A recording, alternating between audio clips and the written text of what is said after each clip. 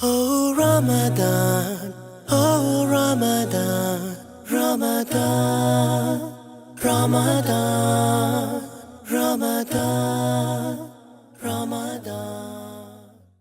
अस्सलामुअलैकुम वरहमतुल्लाहि वबरकातुहू।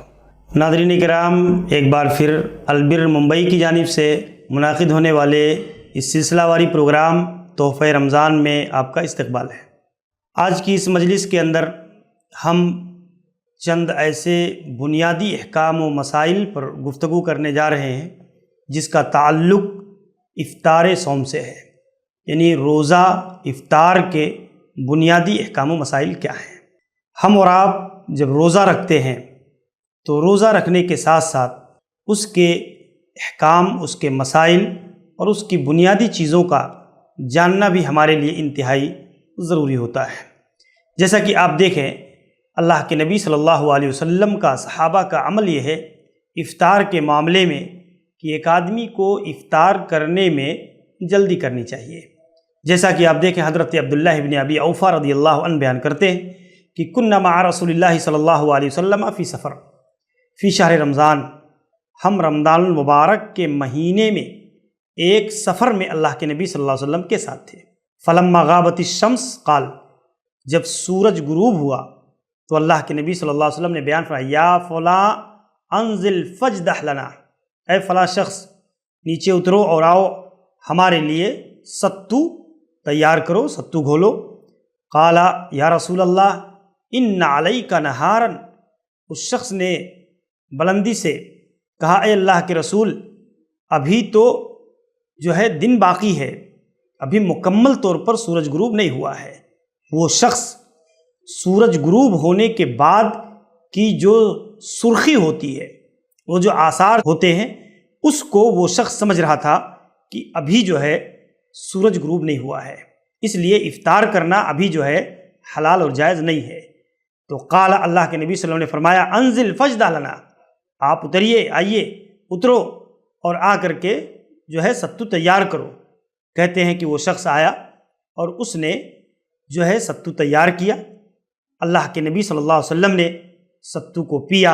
सुम्मा क़ाल बियदिही, फिर अल्लाह के नबी सल्लल्लाहु अलैहि वसल्लम ने फरमाया और अपने हाथ से आपने इशारा करते हुए कहा, इदा गाबतिश शम्सु मिन हा होना व जाअल लैलु मिन हा होना फ़क़द अफ़तर अस्साइम, जब सूरज गुरूब हो जाए और गायब हो जाए और रात इधर से आने लगे तो फ़ौरन हमें जो है इफ़्तार कर लेना चाहिए। ये अल्लाह के नबी सल्लल्लाहु अलैहि वसल्लम ने इस हदीस के अंदर तरगीब दिया कि उसकी सुर्खी, उसकी जो है जो सूरज डूबने के बाद जो सफ़ेदी फैलती है, वो चीज़ का एतबार नहीं, बल्कि एक आदमी ये देखे कि सूरज गुरूब हुआ तो उसके बाद फ़ौरन उसे इफ़्तार करना चाहिए। ये अल्लाह के नबी सल्लल्लाहु अलैहि वसल्लम ने इस हदीस के अंदर हमें तालीम दी है। महज एहतियात के नाम पर 5 मिनट, 7 मिनट, 10-10 मिनट तक ताख़ीर करके इफ़्तार करना यह ऐन सुन्नत के ख़िलाफ़ है। अल्लाह के रसूल सल्लल्लाहु अलैहि वसल्लम ने कभी इस मामले में और आपके सहाबा ने कभी ये तरीक़ा अख्तियार नहीं किया कि महज एहतियात के नाम पर इस तरह से सूरज गुरूब हो जाने के बाद भी जो है आदमी रुका रहे और 5 मिनट के बाद इफ़्तार करे। जैसा कि आज हमारे समाज में, हमारे मुआशरे के अंदर ये चीज़ आम सी बात बन गई है कि हमारे यहाँ बाकायदा कैलेंडर तैयार होता है। हमारे आज के इस जदीद दौर में एक आदमी सेकंड और मिनट तक का आदाद व शुमार रखता है, उसे अच्छी तरह से यकीन के साथ वो आदमी उसको शुमार करता है। लेकिन इसके बावजूद भी जब कैलेंडर तैयार होकर के समाज में एक आम आदमी के हाथ में आते हैं, तब हम देखते हैं कि उसमें 4-4 मिनट, 3-3 मिनट का फ़र्क होता है कि सूरज गुरूब होने के 3 मिनट के बाद, 4 मिनट के बाद लोग इफ़्तार करते हैं। तो इस हैसियत से मेरे भाइयों, आज के हालात में हमें अल्लाह के नबी सल्लल्लाहु अलैहि वसल्लम की सुन्नतों का एहतमाम करना चाहिए। अल्लाह के हबीब सल्लल्लाहु अलैहि वसल्लम ने हमें ये तालीम दी है। आप सल्लल्लाहु अलैहि वसल्लम एक हदीस के अंदर फरमाते, ला यज़ालुन्नासु बिखैर, लोग उस वक्त तक खैर पर कायम रहेंगे, भलाई पर कायम रहेंगे, मा अज्जलुल फ़ित्र, जब तक कि लोग इफ्तार करने में जल्दी करते रहेंगे।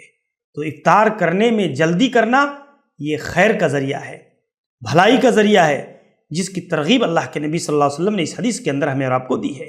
ایسے ہی آپ نے ایک روایت کے اندر بیان فرمایا، لا یزال الدین ظاہرا، یہ دین اس وقت تک غالب رہے گا، یہ دین اس وقت تک فائق رہے گا، ما اجل الناس الفطر، جب تک کہ لوگ افطار کرنے میں جلدی کرتے رہیں گے۔ لأن الیہود والنصارى یؤخرون، اس لیے کہ افطار میں تاخیر کرنا، سورج غروب ہو جانے کے بعد بھی اس کا انتظار کرنا، احتیاط کے نام پر 3 منٹ 4 منٹ لیٹ کرنا، یہ طریقہ مسلمانوں کا طریقہ نہیں ہے، بلکہ یہ طریقہ یہودیوں اور عیسائیوں کا طریقہ اللہ کے نبی صلی اللہ علیہ وسلم نے بیان فرمایا کہ یہودی اور عیسائی افطار کرنے میں تاخیر کرتے تھے، مؤخر کرتے تھے وہ۔ ایسے ہی آپ دیکھیں امام ابن خزیمہ رحمہ اللہ جو بہت بڑے محدث ہیں، باب و ذکر دوام الناس علی الخیر، باب باندھتے ہیں کہ باب اس بارے میں کہ لوگ اس وقت تک نیکی پر برابر خیر پر قائم رہیں گے جب تک لوگ افطار کرنے میں جلدی کرتے رہیں گے۔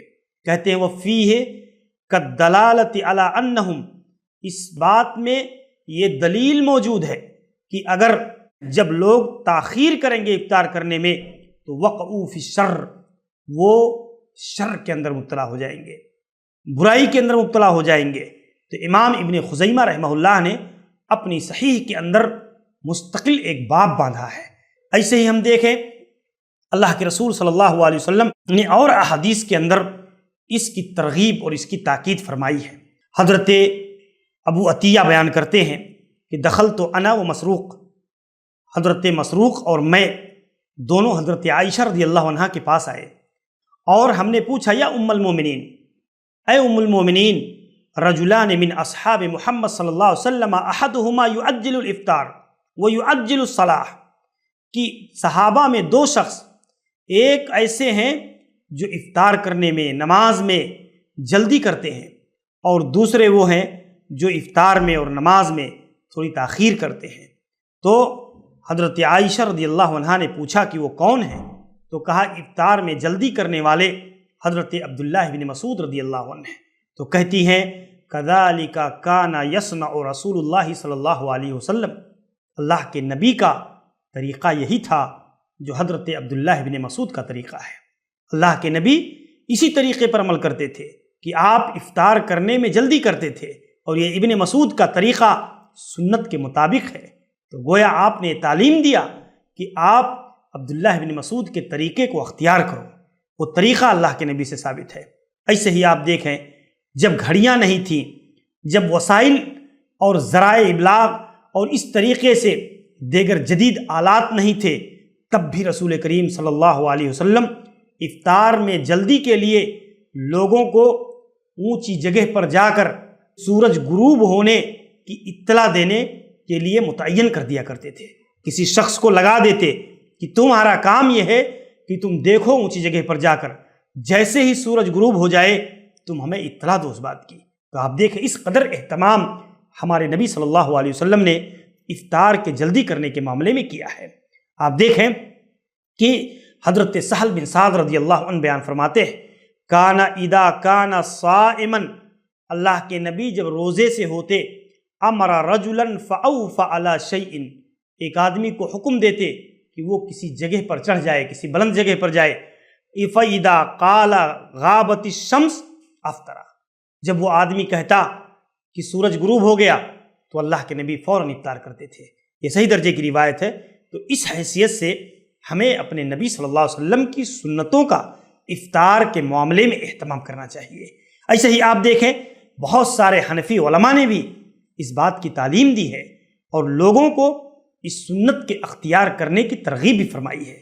آپ دیکھیں مولانا اشرف علی تھانوی رحمہ اللہ جو تبلیغی جماعت کے ایک بڑے عالم دین ہیں، وہ لکھتے ہیں کہ تعجیل افطار کی احادیث نقل کرنے کے بعد کہتے ہیں کہ تعجیل افطار میں، افطار کے جلدی کرنے میں کیا راز ہے، اور اس میں راز یہ ہے کہ افطار میں جلدی کرنا اور سحری میں تاخیر کرنا اللہ تعالی جل شانہ کا حکم ہے، اور اس میں عام بندگان خدا کے لیے سہولت اور آسانی ہے۔ جو اللہ تعالیٰ کی رحمت اور نگاہ کرم کا ایک مستقل وسیلہ ہے۔ اس لیے امت جب تک اس پر عامل رہے گی وہ اللہ پاک کی نظر کرم کی مستحق رہے گی، اور اس کے حالات اچھے رہیں گے۔ اور اس کے برعکس افطار میں تاخیر اور سحری میں جلدی کرنے میں چونکہ اللہ پاک کے تمام بندوں کے لیے مشقت ہے، اور یہ ایک طرح کی بدعت اور یہود و نصارہ کا طریقہ ہے۔ روزہ کے بنیادی احکام و مسائل صفحہ نمبر 68۔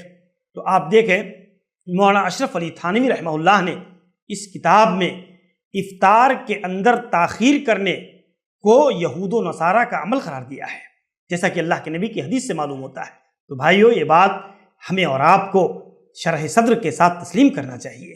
یہ سمجھنا چاہیے کہ جب بھی افطار کرنے میں ہمیں اور آپ کو اللہ کے نبی کی سنت کو اختیار کرنا چاہیے۔ شیخ البانی رحمہ اللہ بیان کرتے ہیں جو شخص یہ سمجھ کر کہ سورج غروب ہو گیا یا فجر طلوع ہو گئی ہے کھا پی لے یا جمع کر لے اور پھر معاملہ اس کے خلاف ظاہر ہو تو اس کا نہ تو روزہ خراب ہوگا اور نہ ہی اس پر قضا لازم آئے گی۔ یعنی یہ مسئلہ بہت اہم ہے کہ ایک آدمی اگر اسے یہ سمجھ کر کے کہ سورج غروب ہو گیا بدلی کی وجہ سے اور کسی وجہ سے، ایک آدمی نے جہلاً اگر اس طرح کا عمل کر لیا اور افطار کر لیا، لیکن افطار کرنے کے بعد اتفاق سے سورج نکل آیا، تو ایسے شخص کا روزہ صحیح ہوگا، اس آدمی کا روزہ باطل نہیں ہوگا، کیونکہ اس نے عمدن و قصدن روزہ کو ترک نہیں کیا ہے۔ اسی طریقے سے ہم دیکھتے ہیں کہ افطار کس چیز سے کرنا سنت ہے۔ افطار کرنے میں اللہ کے حبیب صلی اللہ علیہ وسلم کا جو طریقہ تھا، آپ کی جو سنت تھی، وہ یہ حضرت انس بن مالک رضی اللہ عنہ بیان کرتے ہیں، کان رسول اللہ صلی اللہ علیہ وسلم یفطر علی رطبات قبل ان یصلی۔ اللہ کے نبی چند رطب کھجوروں پر اللہ کے نبی افطار کیا کرتے نماز سے پہلے۔ فَإِن لَمْ تَكُنْ رُطَبَاتٍ، اگر وہ رطب کھجوریں، تازہ کھجوریں اگر وہ نہ ہوتی، فَعَلَى تَمْرَاتٍ، تو پکی ہوئی کھجوروں کو اللہ کے نبی صلی اللہ علیہ وسلم استعمال کرتے ہیں۔